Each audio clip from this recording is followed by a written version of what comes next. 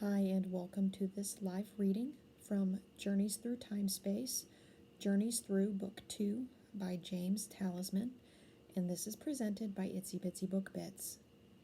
Prologue. The adventure begins. The Ellipson Galaxy. Captain, we have arrived at the Talisman star system, called out the helmsman after the enormous starship dropped out of FTL. Very well. Navigate to the fourth planet in this solar system and maintain synchronous orbit above the planet. I must confer with the Ultimate Supreme, shouted Captain Critisan before leaving the bridge. As he approached the huge iron doors leading into the Ultimate Supreme's quarters, sweat began to cover the captain's face and body.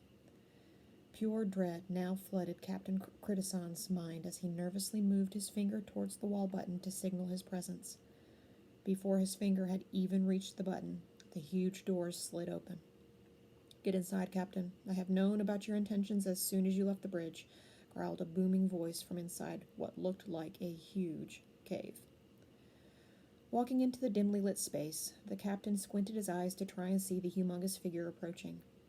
Bowing deeply, Captain Critisan said, Your Majesty, we have arrived at the Talisman system and are now headed toward Talisman. Excellent. Follow me. I want to show you something, commanded the Ultimate Supreme as he walked further into the cave. Mounted against one of the walls was a huge monitor that displayed what appeared to be a map of Talisman. On the map was a bright red dot. Using one of his huge fingers, the almost 9-foot-tall being touched the red dot to make it expand on the screen. Soon, the red dot enlarged to show what looked to be a topography of an area in the southern hemisphere of the large planet system.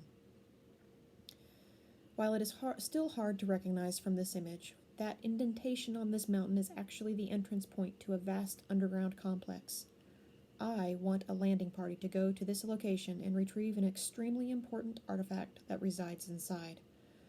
Due to the importance of this mission, you will lead the retrieval team, spoke the Ultimate Supreme as he pointed to the location on the map. As you wish, Your Majesty. I will begin preparations right away. Before you leave, there is more I need to share concerning this complex and the artifact within, the Ultimate Supreme said before walking towards another room within the cave-like space. The two giant reptilian humanoids then walked into another cavern space with huge shelves of books and ancient documents lining all four walls. Reaching high towards one of the shelves, the Ultimate Supreme grasped an ancient scroll and then took it to a large table in the room. The Ultimate Supreme then carefully rolled open the extremely old scroll and placed some weights on each corner of the ancient document. With the manuscript now fully open, it appeared to be a map.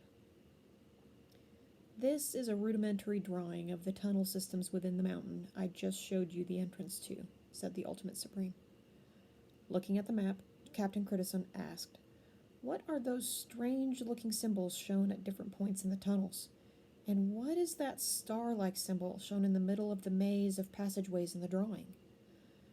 Those symbols represent both the obstacles and the accompanying puzzles that will need to be solved to overcome the hurdles you and your team will encounter as you all move deeper into the mountain towards the star-like symbol in the middle of the drawing. That star symbol represents the artifact we need to power the planet destroyer weapon that is almost complete.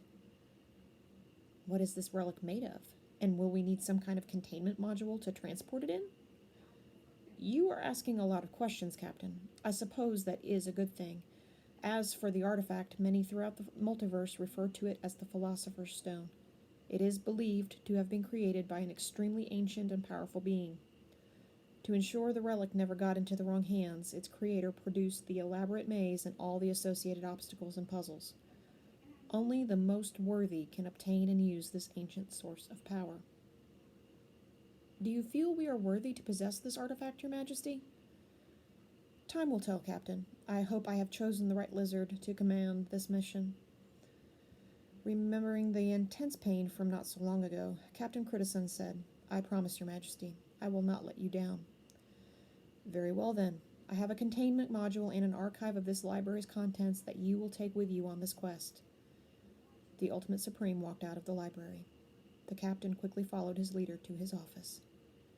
Handing the captain a heavy square-shaped box and mini-computing device, the Ultimate Supreme said, This containment unit should shield against any potential radiation from the energetic relic and the library archive resides within this device.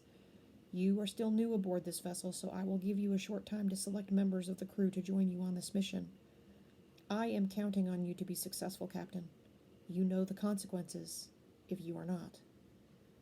I will obtain the artifact, Your Majesty. I will begin looking through the ship's personnel files right away. With that, Captain Crittison bowed deeply to his leader and quickly left the cave to prepare for the most important mission of his life. Kathmandu, Nepal.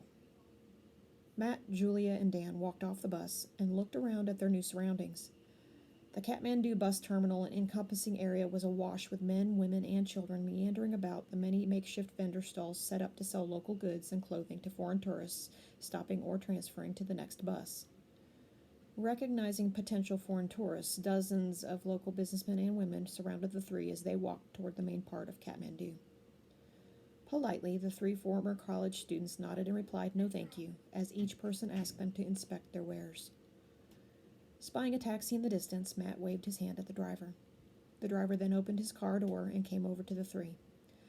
In broken English, the taxi driver put his palms together while bending over slightly and said, "Namaste. Where might I take you three?" Reaching into his pocket, Matt pulled out a wrinkled slip of paper containing an address scribbled in Nepali and handed it to the driver. "Can you please take us there?"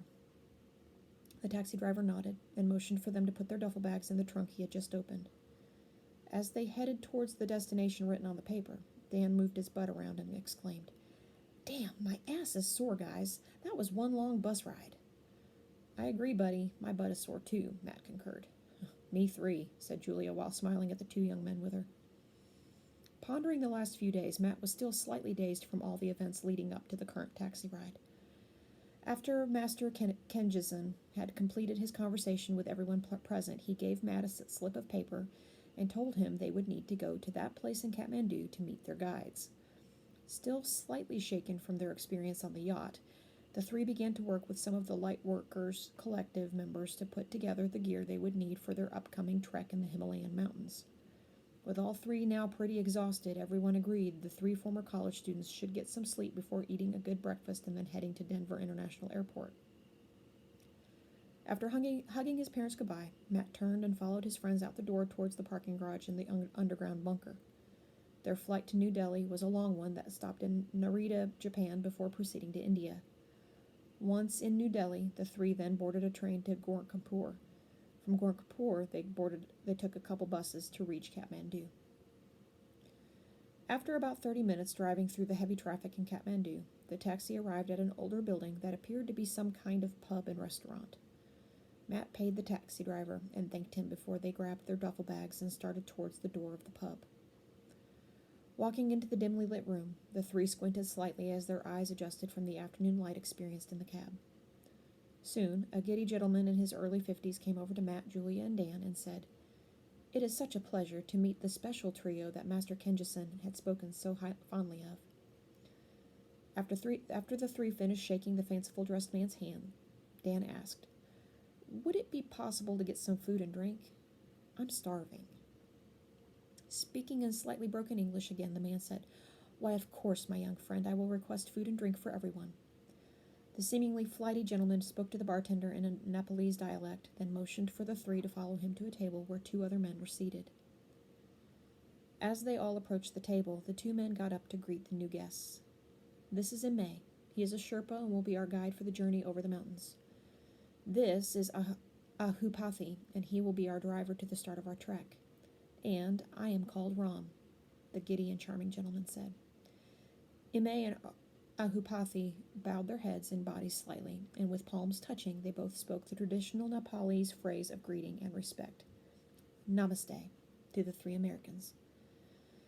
Once everyone finished introducing themselves and were seated, Matt said, "I want to thank you three in advance for all your help and guidance on this upcoming journey. All of this is very new to us, and I must admit I'm a little nervous about this trek over the mountains. Julia and I have some rock climbing experience, but what we are about to undertake is a little beyond our skill sets." "And it is a lot beyond my skills," Dan chimed in. "I do understand each of your concerns, Matthew. I believe your recent experience with Master Kenjisen has shown you how flexible reality actually is. With that in mind, before we embark on the journey, we will set our intention for a successful trip through the mountains and down to the Valley of Enlightenment. With proper intent, our safe passage is all but guaranteed, assured the man called Ram. Soon, members of the pub staff brought over various Nepalese dishes and different beverages for everyone to enjoy. Taking another swig of his drink, Dan exclaimed, "While these seem to be an acquired taste, I'm actually starting to really like this Chang." "Better watch yourself, buddy. Those appear to be stronger than we think. Tomorrow could be a long day," Matt semi-joked. Yeah, I get it. I'll be good. Hopefully there will be more of this Chang where we are going," Dan laughed before taking yet another drink. "Everyone is so respectful. I find that very refreshing," said Julia. "Yes, the native people of Nepal have an ancient history, and like most Easterners, they recognize the unity that encompasses us all. While I do not wish to be disrespectful, I suspect that might not be the case where you all come from," Ram pointed out. "You are correct with that assessment, sir. Unfortunately, many people in the West have bought into the rugged and individualistic mentality. While I am still young, I already see a disturbing trend in our own country and others in the Western Hemisphere. With what I have recently learned from Master Kinjison, I now recognize even more the importance of peace and unity," Matt commented. The group continued to talk and get to know each other for the next couple hours. Feeling the effects of their recent trip to Nepal and understanding the arduous journey ahead, Matt asked Ram where they could rest for the night. Pointing towards stairs at the other side of the room, Ram told the 3 young Americans that sleeping arrangements had been made earlier and one of the pub staff would escort them upstairs to their rooms. Bidding the 3 gentlemen good night, Matt, Julia, and Dan grabbed their bags and followed the young woman upstairs. Chapter 1. The Earthverse Players. New York City. Looking down from the rooftop edge of the 40-story building, the sharp-dressed man watched all the cars and people scurrying about below.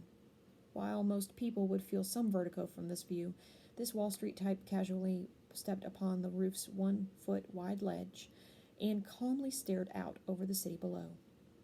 After briefly letting the light breeze flow past his face, the man just walked off the building's roof like he was walking along the streets below. A loud scream came from a female pedestrian as the man's body hit the sidewalk just feet from where she stood waiting for the light to change. Just a few short hours before, John Stallman had finished work for the day at the Goldman Sachs office at 200 West Street in Manhattan.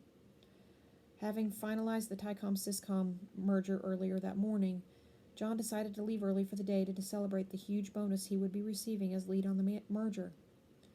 Due to his strong personality and an almost genius-level ability to analyze trends in the market, John moved up the ranks quickly. Everyone in his office had a lot of respect for his abilities, but his huge ego alienated him from some of his coworkers at times.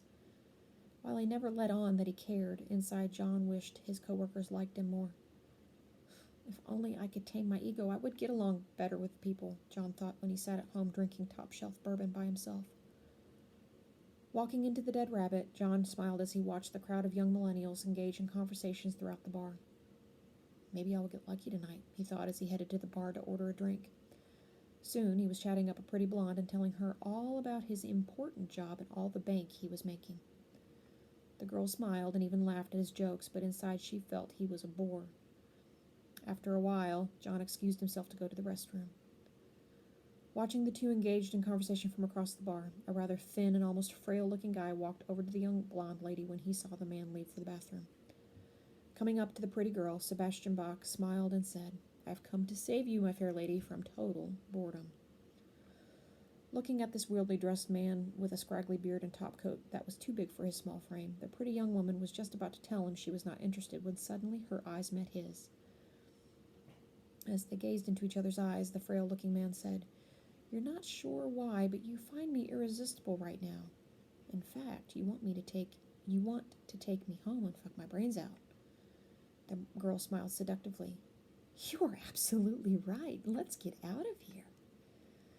As they headed towards the door, John came out of the bathroom to witness the girl he planned to take home that night leaving with some shabby-dressed dude in a topcoat and matching top hat.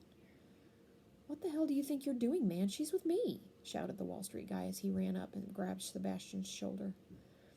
The pretty blonde just smiled and told him she'd found a better option. This just enraged him more as he let go of the thin guy's shoulder and followed the two outside. Now outside, the Wall Streeter began to rant at the scraggly bearded guy, threatening him with an ass-kicking. tired of the antics from this boring person with the expensive suit, Sebastian said, "Excuse me for a moment, my dear." Walking back towards the screaming man, Sebastian looked him in the eyes before whispering, "You are a sorry excuse for a man and a human being. In fact, nobody likes you. You should go to the top of that building and take an afternoon stroll off it." The frail-looking guy pointed to the 40-story building just west of where they were standing. John Stallman suddenly looked dumbfounded and nodded before turning away and walking west down the sidewalk. Sebastian wore a Cheshire cat grin on his face as he walked back to the pretty gal waiting to take him home with her.